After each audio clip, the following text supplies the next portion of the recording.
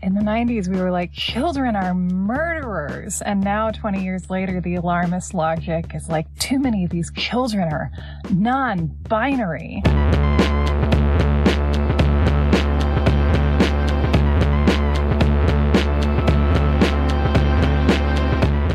Welcome to You're Wrong About, the podcast that debunks misunderstood history or tells you something you never knew in the first place. Beautiful. This is a reference to the fact that once again, you are just going in with no idea of what's going to happen. Yes. The last couple of weeks have been a journey through the gaps in my public school education that I had no idea who Anastasia or Rasputin were. I did not learn that in school. I learned that from cable TV. Yeah, and I just think for the next couple episodes, we should rename the show You're Unaware Of. I think that's more accurate. I am Michael Hobbs. I'm a reporter for the Huffington Post. I'm Sarah Marshall. I'm working on a book about the Satanic Panic. And we're on Patreon, and we take donations on PayPal, and you can buy t-shirts, and you can also decide not to support us for any reason you want, because it's quarantine and it's tough and weird out there. So that's chill too. There you go. We still love you. And even if you're listening to this post-quarantine, I bet it's still tough and weird. I'm willing to guess that. You know what? It's still tough and weird. It's always tough and weird. Yeah. And today we are talking about something called the prom mom, which I think has something to do with a mother who killed her daughter, maybe? Go on. I want to hear what you think this is about. That's literally it. You told me these words like a month ago, and I've never heard these words in that order before. Right. It's very important that if there's a crime, you need to be able to get a rhyming title out of it somehow. Okay. So the prom mom was what the media started calling Melissa Drexler, who was 18 years old on June 6, 1997, when she and her boyfriend and another couple arrived at their high school prom in New Jersey, and she went to the bathroom and delivered a baby. Oh, wow. And then came back out to prom. And this was massive news. Oh, my God. And just at the top, this episode is going to be about dead babies. Oh, no. And I feel like that's already become my calling card on this show. God, that's dark. So there's, in the stalls of a women's bathroom, each one has like a little metal kind of a canister that tends to be on the side of the stall, and you open it and that's where you throw away like tampons and stuff. Okay, like a Sharps container. Yes. Yeah. And it can have a serrated edge. Okay. And so Melissa Drexler apparently used the serrated edge of that to cut her baby's umbilical cord. Oh my God. And then threw the baby in the main trash of the bathroom. Ugh. Soon after Melissa throws her baby in the trash and goes back out to prom, a maintenance worker comes along and tries to lift the trash bag and is like, this is much heavier than usual. Oh, it's in a bag. So I'm going to send you an image. This is the cover of People magazine that is reporting on Melissa Drexler and a few other cases that it deems similar. Oh, wow. Tell me what you see. So it's a People magazine cover with just atrocious graphic design. That's kind of their thing. And the headline is Heartbreaking Crimes. Kids Without a Conscience? It's actually kids without a conscience? Rape, murder, a baby dead at prom. A look at young lives that seem to have gone very wrong. It's a little disturbing to me that they made that rhyme. Wait. Look at young lives seem to have gone very, very wrong. That's like a Michelle Remembers rhyme. Where you're like, I see what you were going for, Michelle. It's an Emily Dickinson rhyme. And so we have 5 kids pictured. We have Melissa Drexler, 18. Her baby was found dead at prom. Jeremy Strohmeyer, 18, accused of killing a 7-year-old. Daphne Abdella, 15, accused of a Central Park murder. Gray Arthur, 19, accused of murdering Jonathan Levine. Amy Grossberg, 18, accused of killing her newborn. So these are 5 separate cases. These are not all the kids involved in this prom mom thing. No, yeah, it was the prom mom was a solo thing. And yeah, it's interesting to me that aside from Melissa Drexler and Amy Grossberg, I don't think any of these teenagers have name recognition for Americans today. And even like, if you pull someone off the street and ask them who Amy Grossberg is, like, I don't think they're going to be able to tell you. No, I've never heard of her. She's Anastasia to me. Interestingly, Amy Grossberg and Melissa Drexler both lived in New Jersey. Okay. And they both were arrested for having allegedly killed their newborn babies within a year of each other. Oh, wow. But interestingly, the Amy Grossberg and Melissa Drexler cases sort of get fused together in the public mind to form this like super case because Melissa Drexler gave birth at prom and Amy Grossberg gave birth in a motel room with her boyfriend present. And then he disposed of her baby in a dumpster. Oh, wow. So now I want to read you a Reddit question. Oh, no. Which is, what the hell is a prom dumpster baby? And where did it originate? Oh. It seems to be a fairly cliched joke about prom. I've heard it in many TV shows and comedy references. Was putting a baby in a dumpster a common occurrence? Why prom? So many questions. And then there's like 400 responses to it. I think this also happened because there was a Family Guy segment in 2007, I believe, called Prom Night Dumpster Baby. So we have this fusion of these two real cases that made significant headlines in 1997. One involving a baby being thrown in the trash can at the bathroom of a prom and one being thrown in a dumpster. And we have the merging of the most salacious details of both. We have the prom and the dumpster. Yeah, it's like we needed to fit those things together. Yeah. Okay, I'm going to read you the opening of this People magazine article whose cover I just had you look at. Kids without a conscience? Kids. Kids. And I would just like to hear your response. Oh, yeah, okay. So, during the past decade, the number of murders committed by teenagers has leaped from roughly 1,000 a year to nearly 4,000. Oh, wow. Worrisome as that trend may be, a fleeting glance at recent headlines suggests some teens these days are also committing crimes of incomprehensible callousness. Oh. The young people involved in some of these violent acts are without the capacity to make the connection with another life, says Dr. David Hartman. They need have no more reason for hurting another human being than they have for peeling an orange. Oh, no. It's greatest hits again. Solid logic always follows the phrase teens these days, right? Exactly. You know that you're going to hear something that is unimpeachable and has nothing to do with projection or fear-mongering. And then, of course, the final half of the paragraph is just this pure, like, suburban parents fear for your lives message. In the same way we saw in a lot of sex panics around teenagers, where like, they'll give a blowjob just as quickly as shaking your hand. It's doing the thing where like, they'll murder someone or text them. It doesn't matter. Like these things that don't make any sense in human behaviors. Yes. This is what every generation thinks about the subsequent generation. I think it allows us to make peace with our own aging, that like humanity is degrading and they are worse than we were. I was listening to a podcast the other day about this, and there's literally letters from people in ancient Rome writing about like kids today. Like, I'm really worried about this next generation. Like, this is one of the most common human traits. To be fair, the Romans fucked. Yeah, this article has that fantastic opening paragraph, and then it talks about Melissa Drexler. Wonderful. Among members of the class of 97 at Lacey Township High School in New Jersey, Melissa Drexler, 18, was known as a quiet, diligent student, an aspiring fashion designer who dreamed of becoming the next Donna Karan. She seemed shy and opened up only to a few close friends. On June 6th, she went to her senior prom. Dressed in a floor-length black sleeveless velvet gown, Drexler arrived in a limousine at the Garden Manor Banquet Hall in Aberdeen, New Jersey at about 7:45 p.m. with her boyfriend, John Lewis. She immediately retreated to the restroom with a classmate to freshen up. When her friend grew concerned that she was taking so long in one of the stalls, Drexler, Monmouth County prosecutors say, told her she was having a heavy period and to let their dates know she would be a while. The girl returned to the restroom about 15 minutes later, and Drexler emerged, zipped her dress, and touched up her makeup. A few minutes later, after asking the DJ to play a Metallica song, she hit the dance floor with Lewis. She seemed normal, says a fellow student. All smiles. Meanwhile, a cleaning woman, summoned by school officials to clean up the blood-streaked stall to the ladies' room, discovered the lifeless body of a 6-pound, 6-ounce baby boy in a tied garbage bag in the trash basket. After learning that Drexler was the last to use the restroom, teachers began questioning her. She was not upset, says Monmouth County prosecutor Robert Honecker. She indicated that she had delivered an infant.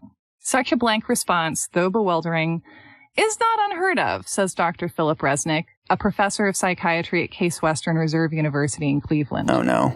With mothers who deny their pregnancy and don't form a bond, it's like a foreign body going through them, like a peach pit. Yeah. So, yeah, what do you think? Eventually, me and you are going to have to reckon with the fact that all we want to do is just read 20-year-old People magazine stories to each other on Saturday mornings. I think we did reckon with that by starting a podcast where we get to do that in a professional capacity. I think we've really done well. I mean, I have roughly 174 follow-up questions about like what really happened and what was really going on and like the logistics of how this is even possible. I just want to know everything. Yeah. Well, for context, so another source has it that Melissa Drexler gives birth in the space of about 20 minutes. Like later it emerges that her water broke earlier that day. Mm-hmm. So she was in contractions like throughout the day as she was getting ready for prom, whether she was aware of that or not. And so she gets to prom, she goes into the bathroom, and 20 minutes later, she has a baby. Ugh. 20 minutes! That's amazing to me. I know, that's another thing that really stood out to me logistically, that like, as a gay man, I am not an expert on birth procedures, but I mean, people talk about like 12, 14 hours. Like people don't say like 20 minutes. And then I like listened to Metallica and I was dancing 10 minutes after. I mean, it almost sounds fake to me, but this seems like some version of these events actually occurred, so. I mean, what's interesting is that this aspect of it is not really called into question. Like, the timing is reported pretty consistently. It doesn't appear that she or her lawyers attempt to challenge that in any way. The issue, basically, as it is whenever one of these cases is in the news, is, was the baby born alive? Oh. And if so, did she kill it? And if so, was she in a state of dissociation or distress or what have you that mitigates that? Or are we going to look at it as murder? And this becomes a question, that is obviously very divisive and brings in also, just the political value of babies, which is quite profound. Because having a stillbirth in a bathroom is a very different act than having a living baby and then suffocating it. Yes. And then it's like, did she do it intentionally, or did she take a living baby and put it in the trash? Right. She's still responsible, but it's a more passive act. And how do we deal with that? And how do we deal with the fact that, she made literally no effort to conceal any of this from anybody, right? Yeah. Like, she had concealed the entire pregnancy. Yeah. Nobody knew she was pregnant, but like, she gave birth in her bathroom at prom. Like, that's like, if you made a list of like places where I could get caught most easily, like, yeah, it is interesting. That's got to be at the top of the, like, she didn't even leave prom. Yeah. To me, it suggests like a profound level of self-denial. Yeah, it has to. And there is, in fact, a term for this very thing. When you become pregnant, you are in deep denial of being pregnant, and you either genuinely do not know or you have some awareness of it, but you're able to totally compartmentalize it. Oh. And so here's a quote from a really great article in Dame by Miranda Culp. We hear from Dr. Diana Lynn Barnes, a psychotherapist who specializes in maternal mental health, who describes the different types of denial and provides a framework for understanding these cases. Affective denial is when the new mother knows intellectually that she is pregnant, but the heightened sensitivity around a pregnancy that we might expect is absent. They don't ask and don't talk about it. This is often overlooked or chalked up to difficulty adjusting. But with affective denial, the new mother relates to the baby not as a joyous event, but as, quote, a traumatic reminder. Wow. These women will often come around to accept the baby when they see the sonogram or start to show physical signs of pregnancy. But pervasive denial is when the knowledge of the baby either disappears or never comes into the woman's consciousness. Denial is a coping mechanism that gives us some distance from a shocking piece of information before it, quote, sinks in, but these women never awaken to the pregnancy, even when they are asked directly. Wow. It's simply too terrifying to face the consequences. I mean, what's amazing about that is on some level, we all do that all the time. Yes. Right? Like, I know there's $17 in my bank account, but like, I'm going to go to Applebee's anyway.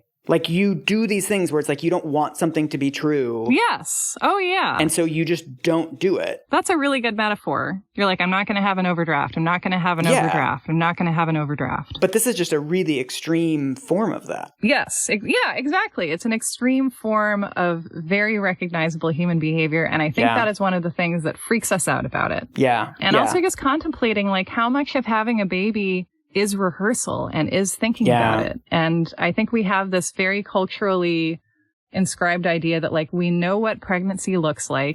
When you are pregnant, you get really big and you have food cravings and, you know, and it's very obvious to everyone what's going on.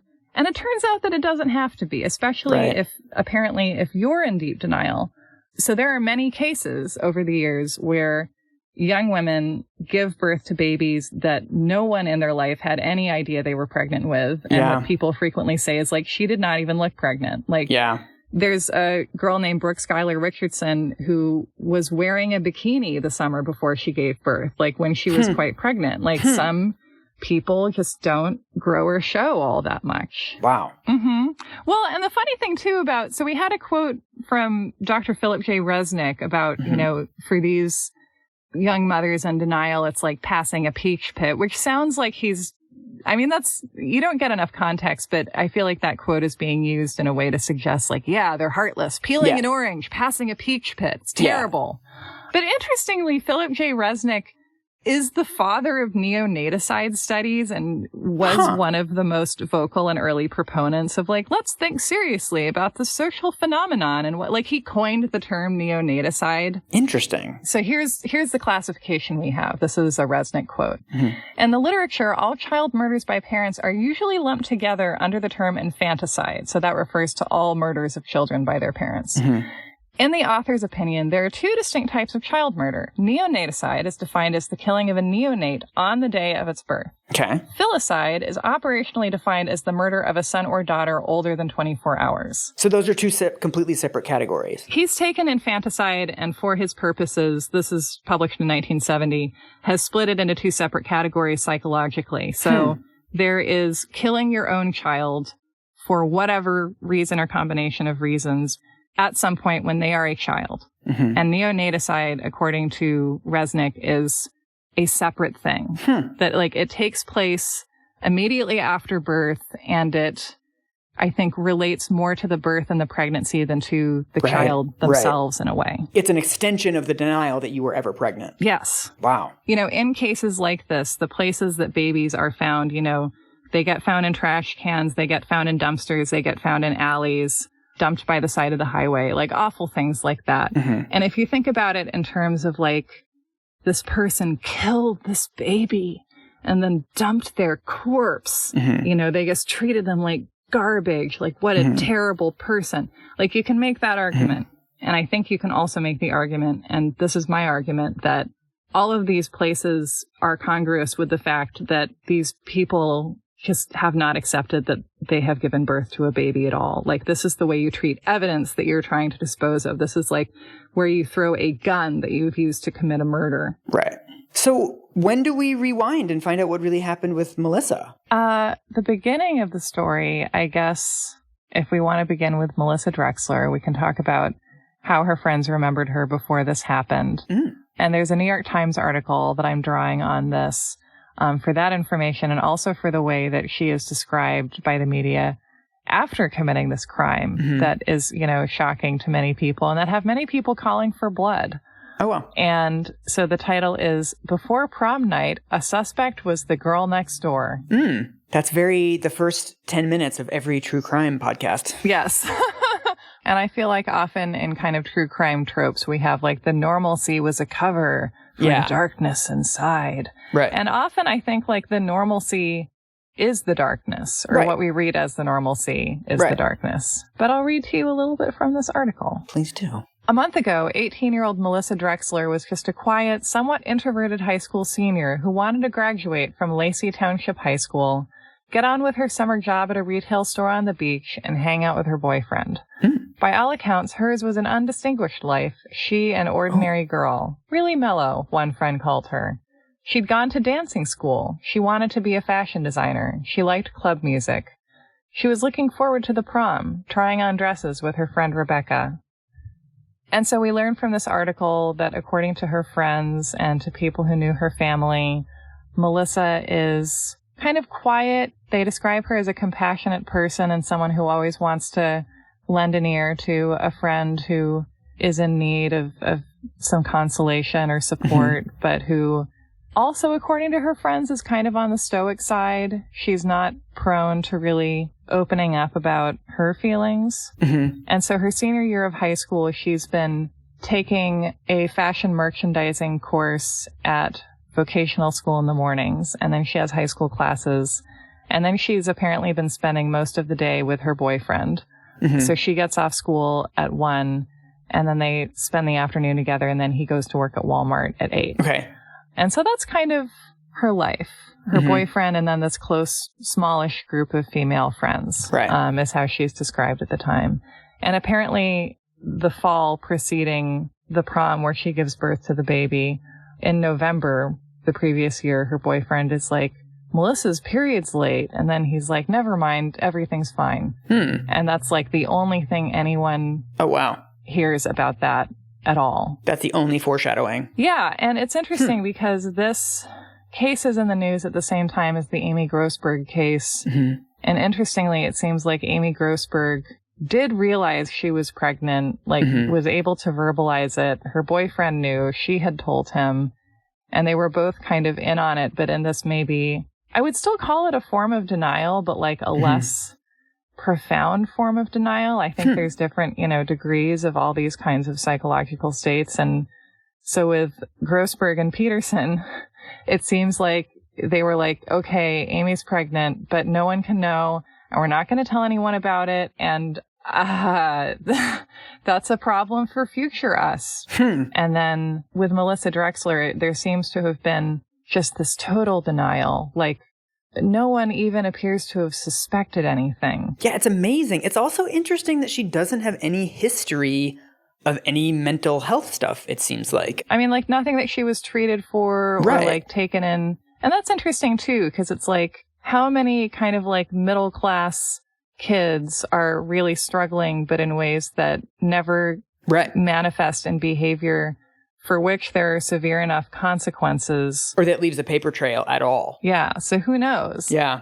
I mean, what else do we know about sort of what was going on with her that would have put her into this state, this mental state? So a week after the news about Melissa breaks, there is a New York Times article called Concealing a Pregnancy to Avoid Telling Mom. And that is the thesis. If parents and mothers in particular haven't been blamed for enough of their children's problems, there is yet another accusation against them. One of the most common reasons some young women hide their pregnancies for 9 months is that they are afraid to tell their mothers. So they talk about Melissa. They talk about another teenage girl, also in New Jersey. 1997 was a bad year for New Jersey, who went to her parents' garage in the middle of the night to give birth to a baby. And then was intending to take the baby out somewhere to surrender, but passed out instead. And her parents found her and the baby when they woke up. Wow. And then we have a quote from Dr. Margaret Spinelli of Columbia University, who says that in extensive interviews with 9 teenagers who killed their newborns, she found several patterns. 7 of the 9 had been sexually or physically abused by someone outside the family. The girl was usually her father's favorite, excelling in school and earning good grades. They have no sociopathic traits, she said. Some are cheerleaders. Oh, God. I love that quote. Oh, my God. Love it. That's such Sarah bait. Yes. Because what's the opposite of a sociopath? A cheerleader. And those are the 2 poles of human morality, sociopath and cheerleader. And most of us are somewhere in between. And then do we have any information on why she wasn't showing? Okay, so here's a paragraph from Newsweek. Students have started placing bets on whether Drexler will show up for graduation this Saturday. Others are still arguing over whether she was the one to request the maudlin Metallica song Unforgiven at the prom. Nearly all of them has flipped to her picture in the new yearbook, searching for clues into the psyche of the quiet, slender girl who hid her pregnancy under nothing more than baggy clothes and a slouch. Wow. But all they find is a photo and a name. No teams, no activities, no clubs. Wow. Although that song's actually really good. It is. If she did choose it, right. It's a very interesting choice. What do we know about Melissa's upbringing and parents and stuff? She's described as being shy and having parents who indulged her. They bought her a car. They bought her gas. They didn't want her to have to work. A classmate's mother says in the People article that Melissa is a child emotionally. She didn't make decisions on her own about things. Someone else says her family is almost too nice. this is a People magazine article, so I'm inclined to take with a grain of salt any sort of categorization of a family that's done sort of, on a very tight deadline where you need to kind of hammer out a thesis and be like, her parents were overindulgent. Yeah, that's the ticket. Right. But on the other hand, that also makes sense to me as at least potentially the picture that we're looking at where, there's this unwillingness to bring this adult truth into the household. Yeah. So here's how the New York Times describes her parents. So also prepare to unpack this. Imagine that I'm handing you a nice lumpy tote bag. The Drexlers, by all account, are decent, ordinary people, stunned by the events of June 6th and their sudden notoriety. My heart goes out to these people, said their lawyer. This is their first encounter with the criminal justice system. The case is to go to a grand jury in a few weeks. If Miss Drexler is indicted, goes to trial and is convicted, she could face 30 years to life in prison. These are very unsophisticated, very humble people, their lawyer said. These people don't have a disingenuous bone in their bodies. There is nothing special about them. They're religious. They're well-liked in their neighborhood. I mean, you know what this reminds me of, actually? What? It reminds me of whenever we see a stand-up comedian do something that indicates like a deep well of sadness. We always have this fake sense of surprise. Like when Robin Williams killed himself, there was this fake like, how could a funny person be so sad inside? And it's like, most comedians are sad inside. Like this is a very typical story that we've heard many times of people using humor to cover up real hurt. And it's the same thing here where there's like this fake sense of surprise of like a family in the suburbs. How could this happen to an ordinary family? It's like most bad things happen to ordinary people and like bad things happen to ordinary people all the time. And ordinariness is a cover for something much more complicated most of the time. This is why the Ted Bundy industrial complex drives me insane because like the crux of the argument about why Ted Bundy is like the most surprising and therefore the most amazing serial killer or whatever is that like he seemed so normal. Right. He was a normal American man. And it's like, yes. And then they're like, and he was active in the Republican Party. And it's like, yes. Like he had trouble with empathy. Of course he was doing well in Republican political organizing. I mean, that is part of like the construction of suburban whiteness, right? Is this idea that like, well, everything's normal as the default. And it's like every time we see something darker, we're like little goldfish. It's like swimming around in a circle and being like, a castle, a castle, a castle. And it's like the same revelation over and over again. That's the best description of American audiences' relationship to true crime I've ever heard. And it's not that we don't remember seeing the castle before. We just like pretending like, oh my gosh, who could have imagined a castle? Right. Like somebody struggling with mental illness in the suburbs? In the suburbs? Yeah. And to me, one of the originary functions of true crime as a genre and sort of what it has come to represent, it exists to tell us whose lives are important, right? Because if Melissa Drexler were Black, and she had killed her baby, I'm pretty sure she would be described in the 90s as a super predator. She would be picked up as like an example for a super predator trend piece. And, you know, part of the reason that she and Amy Grossberg become kind of a trend is because they're both from like idyllic New Jersey, like nice white kid New Jersey. Like, how could it be? Right. And again, the implication is like, how could you kill a baby if we bought you this garbage disposal? That sounds weirder now that I say it. Yes. Than it was in my head. Do we have any indication of like how we could predict this in people or cure it somehow? So in a previous episode, long ago, I mentioned that I had a Google News alert set for the phrase dead baby. Yes. And I think this started for me when I started thinking more about kind of the disparity between the fact that, you know, as a country, we are making it harder and harder for women to access abortion and to access contraception. And as much as we love the symbolic baby and we want to, you know, get babies, you know, born, we are increasingly unwilling to help people take care of their babies. And so the dead baby Google News alert was basically this worst case scenario digest in my inbox every day. And a headline from December 11th, 2018. Headline, Unidentified Baby Girl is New Jersey's first safe surrender of 2018. So in 1999, after these dead and abandoned baby cases kind of had captured headlines for a while, we saw the first American safe haven law, which are also sometimes called baby Moses laws, being passed, which basically means that we are establishing that if you give birth to a baby and you're like, I can't take care of this baby, I don't even want anyone to know that I had this baby, I need to get this baby far away from me right now, that you can take your baby to the locations vary based on states, but frequently they're like hospitals, fire stations, and you can anonymously surrender your baby. And so these laws didn't exist until 1999. Now all 50 states have them on the books. But this was something that like ways of surrendering infants safely have existed since like the 14th century. But this is when, as modern Americans, we looked up and were like, hey, we should have some kind of a system that allows you to give up a baby that you cannot take care of with no repercussions. Like, that's an idea.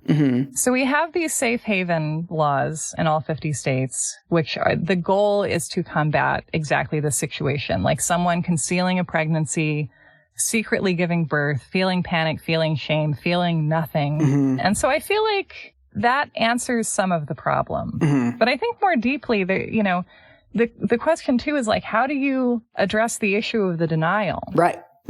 And how do you predict this in advance? Because, of course, parents wouldn't know that their daughter was doing this because, by definition, she's not talking about it.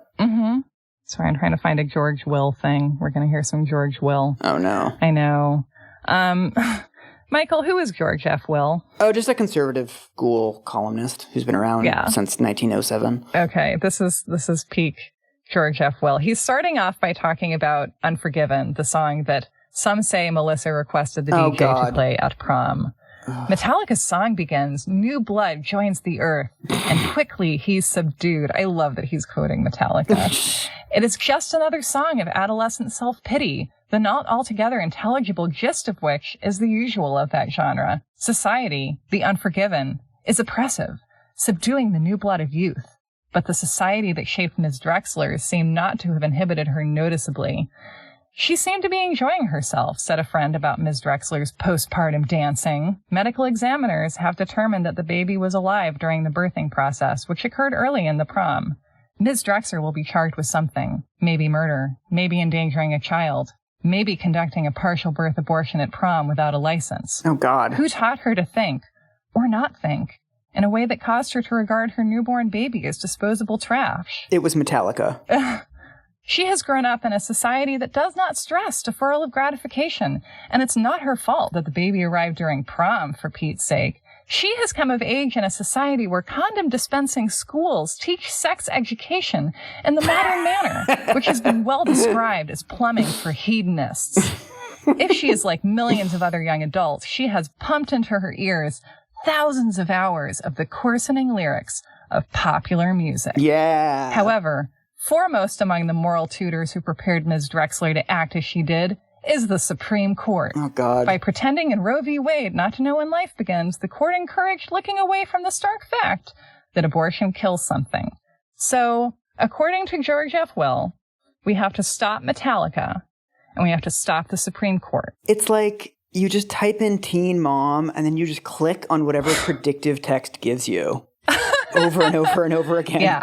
You type in like teens and it's like sexting or like rap lyrics. Pierced labia. I'm sorry, but I know you went to grad school, but I hate the thing where we do this literary thing where we link the lyrics of songs to like the situation. It's just, there's something so hacky about it. Yes, it is very hacky. I just think it's one of those things of where it makes you seem smart to do that. Yes. But you're not actually performing any analysis there. You're just being like, this thing is like this other thing. It's like, great, George. Okay. And then it's condoms and Supreme Court all the way down. This is like the Natalie Wynn argument that like conservative pundits love talking about the classics, but they don't appear to actually read them. And this is a nice way that I can contradict George F. Will, actually, because there's this interesting trend in colonial America where hold on, let me pull up I have another. I got to go on JSTOR, and I love JSTOR so much. Yeah, me too. I feel so happy when I'm there. I think it creates joy in me the way LexisNexis does for you. So we're going to talk about the Concealment Act of 1624, and I'm going to read a passage about that from a book by Arlie Loughnan, whose name I hope I'm pronouncing correctly, and who's a professor at the University of Sydney Law School. And so this is about the UK. We're going to see British law migrate over to the United States, or what's going to become the United States eventually. Concern with women's sexual immorality, illegitimacy, and poverty coalesced in a statute dealing specifically with newborn child murder by single women enacted in 1624. The 1624 Act created a species of constructive crime, an offense paralleling murder, and a legal presumption that a woman concealing the death of her illegitimate child had murdered it. The Act provided that where lewd women concealed the death of a bastard child, the said mother so offending shall suffer death, as in the case of murder. Remember, we were spelling it murder back then. And there's a broadsheet called My Favorite Murder. Oh my God. The 1624 Act provided that if a woman could produce a witness to testify that the child had been born dead, she could avoid conviction and death. However, as several writers point out, it was often difficult for unmarried women to secure a witness to the birth because of the secrecy of the affair or seduction that led to it. Right. So in other words, if I have become pregnant in a, quote, illegitimate way, then it is my job to, even if I've been concealing this pregnancy the whole time, to, find a witness to have the baby in front of.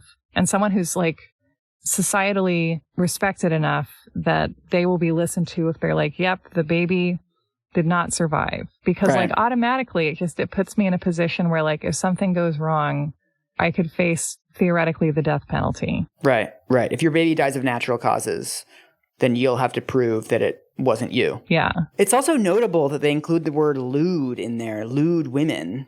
It's also greatest hits blaming the women for the illegitimacy, of course, right? It's not ever blaming the men. Yeah, it's the hit board game of the 1690s. Ugh. Blame a woman. Yeah. But so the nice thing about the Concealment Act of 1624 is that it's this law has no pretenses. It's guilty until proven innocent. Because you're a woman and you're unmarried and pregnant, and this lewdness will not stand. Yeah. And so this was the extremely punitive way that we went about prosecuting women who we perhaps very slightly suspected of lying about having not killed their babies. Prove it. Yeah. And what happens, interestingly, is that this extremely punitive law, because the punishment is death.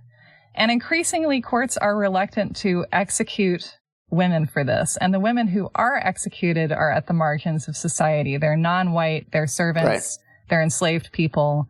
It's a very classic American example of some people being more equal under the law than others. But basically, we end up with this very harsh law that is on the books and that people generally don't really want to use. Right. And I think that's where we are today. Huh. So is this what ended up happening with Melissa? Yes. When she's indicted in September of 1997, the Monmouth County prosecutor tells the media that he's not going to seek the death penalty. He's decided he's not going to seek the death penalty, which implies that it was ever on the table. Right. What I think happened is this, and this is the same thing that happened with Amy Grossberg.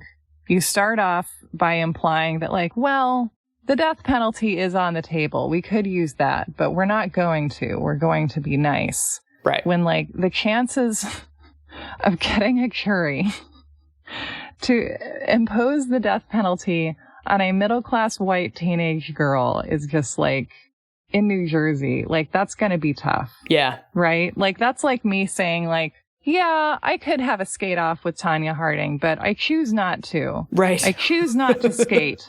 This actually made me want to look this up.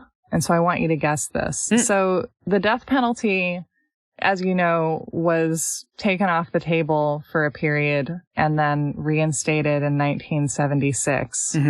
So how many women do you think the United States has executed since 1976? Oh, wow. God, my guess is going to be wildly off. 25? That's pretty close. Really? 16. Oh, that's how many men have we executed in that time? Oh my God. Like many? Like more than 100? Yeah, it's 1,518. Oh, wow. Yeah. Yeah, so 100 times more almost. Yeah. And so that's very interesting to me that the death penalty is something you sort of talk about to conjure with the idea and be like, by the way, I'm capable of doing this, but like functionally I'm not and I won't. And then we start talking about aggravated manslaughter. Aggravated manslaughter is 10 to 30 years. Okay. And as they're preparing to go to trial or for her to make a plea, Melissa Drexler is also free on bond. So people kind of know where this is going. And my feeling is that, like, at the start, when the outrage is strong, when, like, people are as upset as they ever will be, and they want the sense of, like, a strong hand, velvet fist, glove, whatever thing, that's the right time to be like, death penalty is possible. Okay, no death penalty, but 30 years or maybe murder. And people are like, yeah, okay, good. And then they like move on with their lives. They get distracted by sales. They take up a craft. This stops being front page news. And then you plead it down to a couple of years. Oh, so is that what happens? This is what happens. So the prosecution's medical examiners are saying the baby definitely was born alive. Ooh. And the fact that there's air in the baby's lungs means we know that she asphyxiated the baby. The defense lawyers bring in forensic pathologist Dr. Michael Baden, who is also a former member of O.J. Simpson's defense team. No fucking way. Were there like 2 lawyers in America in the 1990s? There were apparently like 5 forensic pathologists, yeah. But yeah, he comes on as the pathologist for the defense and says, well, the air found in the baby's lungs could come from the EMTs trying to resuscitate him. Okay. So is there a trial or this is just a plea deal? This is a plea deal. Okay. So Melissa does plead guilty in August of 1998. And as part of her guilty plea, she has to describe the circumstances surrounding her baby's death. So this is how the New York Times reports it. Ms. Drexler stood next to her lawyer as she read a statement written in a blocky, upright cursive. I went to the bathroom and delivered the baby, she said. The baby was born alive. I knowingly took the baby out of the toilet and wrapped a series of garbage bags around the baby. In matter-of-fact language apparently intended to show the, quote, knowing indifference that is required for a charge of aggravated manslaughter, she continued, I was aware of what I was doing when I placed the baby in the bag.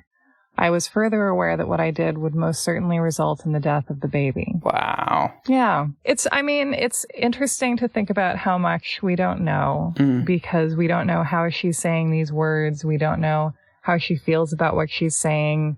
When you plead guilty to a crime, you have to describe your guilt. So, like, it's possible that she on the inside is still maintaining, like, no, the baby was born dead, I swear. But just like has to describe this as part of what a plea deal is. Right. So I don't know. I mean, it seems we can believe either one. I personally, I don't find it hard to believe at all that she could have delivered her baby and then, I mean, she was in there for 20 minutes. So like I don't think there was time for contemplation. I mean, I have no evidence for this, but I can imagine someone just sort of sleepwalking through these steps without giving them a lot of thought. Yeah. Of just sort of acting on instinct, which doesn't like make it okay. It makes it imaginable. Yeah. It's something that you can imagine a non-monster doing. Yeah. And or this feeling of like, if I don't acknowledge that this has happened, then like it won't have happened. Yeah. Like this can continue to not be a baby. Yeah. And Melissa ends up pleading guilty to aggravated manslaughter, which is the one that has been described in the previous New York Times article as having a 10 to 30 year sentence. The headline when she pleads guilty is Woman Gets 15 Years in Death of Newborn at Prom. Okay. And then second paragraph, the judge said that the woman, Melissa Drexler, 20, would be eligible for her first parole hearing after serving 2 years and 11 months. Okay. She ended up being in prison for 37 months. So 3 years and 1 month. And so my theory is that you start off sounding as harsh as possible and then you slowly kind of whittle it down to something that's actually reasonable. Maybe this is an example of how the law at times is more about, I don't know, that there are some populations that you want to show what you could do to them and some populations that you just, you have no reluctance at all, and you just do it. Right. That's how the same system gets applied unequally to different populations, is because it always has the capabilities, but only for certain people do you reach that potential. Yes. And so this becomes also interesting in the Grossberg case, where Amy Grossberg and her boyfriend, Brian Peterson, had gone to this motel in Delaware, and she had given birth there. Oh. And they start off presenting a unified front and saying, we panicked. We thought the baby was stillborn, and we panicked and disposed of the body. Mm. And then they turn on each other, because what happens is that eventually Amy's lawyers are like, actually, it was Brian's idea to get rid of the body. And then Brian Peterson's lawyers come back and are like, no, Amy Grossberg told me to get rid of it, and I did. And so between them each contradicting each other's stories, Brian Peterson serves 20 months and Amy Grossberg serves 22 months. This just goes to my argument that, like, the criminal justice system should treat everyone like a white teenage girl whose future it's truly concerned about disrupting. Yeah. You know, and just the idea that, like, Melissa Drexler kills a baby, people are able on some level to appreciate the fact that, like, this seems more just, like, wildly out of touch with sanity and reality than malice. And, like, this is not a well person, and, like, they have a salvageable life, so let's try and salvage that. Like, I feel that's just a perspective that it's possible to bring to everyone who's brought in front of you as an officer of the law. Right. I feel like regardless of whether you feel any sympathy or empathy for Melissa Drexler, it's inevitably very interesting to see her as, like, this monkey wrench that fell into the criminal justice machinery, where, like, every person she appeared before, they were like, what? Well, you know, it's just so interesting, like, how the machinery reacts to something that it registers as a person. Right. And I wish we could say more about her life, but it also seems like she has figured out how to disappear. There's, like, an interesting story about when she appeared in court after the initial flurry of press coverage. She had lightened her hair, and the initial pictures of her, she had dark hair in all of them. So she just kind of, like, walked past the cameras that were, like, on stakeout waiting to see her walk by. Oh, cool. Like Citizen Ruth. I love that. Yeah, just pregnant with no plans. Citizen Ruth. And, you know, she does her time, and then, you know, like, she managed to just, like, be uninteresting. And my hope is that she's found some peace. Yeah. And people don't know her name. You know, it's also interesting to see what happens when you just kind of go limp. Right. She's somehow managed to avoid the where are they now industrial complex. Yeah, except for us. Yeah, except for us. So, yeah, what's our conclusion? What are our final thoughts? I don't know. Let's just, I guess maybe my conclusion, okay, here's something constructive. I also interviewed a Penn doctoral candidate named Sarah Ray, who is a scholar of monstrous births, which dead babies form a Venn diagram with. Monstrous births? Yeah, monstrous births. This was a big thing in Puritan America specifically. I mean, think about it. Like, we didn't have ultrasound until quite recently, right? So, like, we haven't really known, like, how long is pregnancy? What does it look like? When does it start? When does a pregnancy become viable?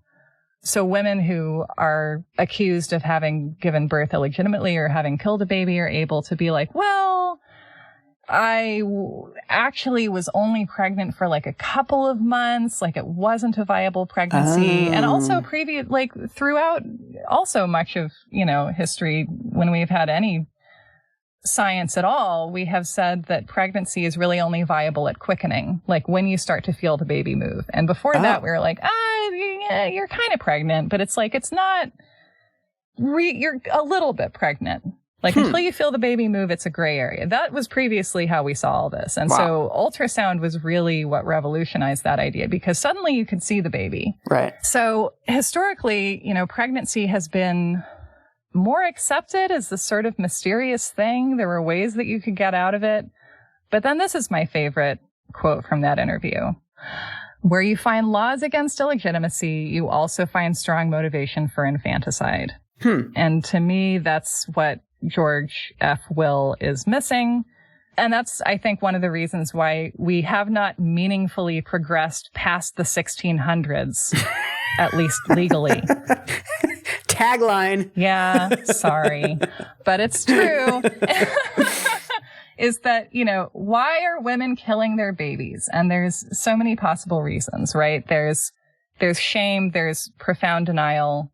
And the question of how do we affect that, I think, is manifold, because it has to do with teen psychology. It has to do with a lack for teenagers of people who are able to listen to them and not immediately give them consequences for what's going on in their life. Right. I also think that, if you become pregnant, just going into some form of denial about it might be just the most feasible response. The reason that we see infanticide where illegitimacy is illegal is that if you give birth to a baby, you are revealing the fact that you're having an illegitimate baby. The baby is illegal, the baby is wrong.